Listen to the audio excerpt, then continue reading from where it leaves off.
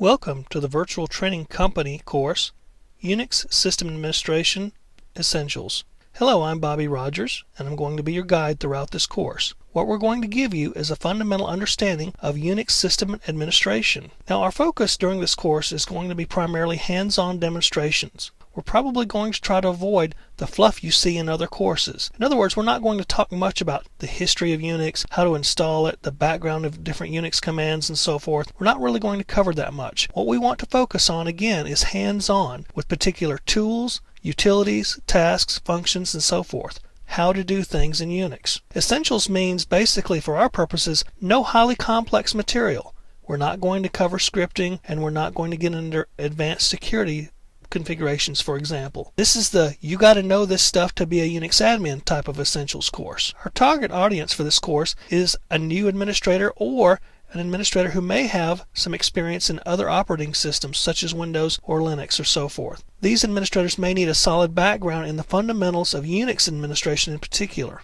So with that, we're going to cover a wide variety of Unix commands, utilities, functions, and so forth related to Unix-specific system administration. Now, most of what we're going to cover are command line utilities. We will be spending a lot of time at the command line. Although, where appropriate, we will cover some GUI utilities where necessary, where it makes sense to do so. Now, there's a big family of Unix-like operating systems such as Unix, Linux, Solaris, IRIX, and so forth. But what we want to cover is the core of all of those things, Unix system administration. Because if you understand Unix system administration, then you probably can understand Linux, Solaris, IRIX, and so forth, since they're all very similar and all, when you get down to it, really based upon Unix. So we're probably going to cover more Unix system administration than anything. Although, where appropriate, we will cover some Linux and Solaris as well, so that you can see when there are some significant differences how to do things. Since we're trying to stick primarily to Unix system administration, we're going to use the closest operating system today that's out there that's closest to pure System 5 Unix, and that's the Berkeley software distribution, or as it's sometimes called, BSD. Specifically, we'll be using the FreeBSD distribution, although there are others you can use. You can use OpenBSD and NetBSD, for example, but we're going to be using FreeBSD. It's freely downloadable from the internet, it's easy to install, and it gives you a really good solid background on pure Unix system administration. One good thing about Unix and Linux and Solaris and the other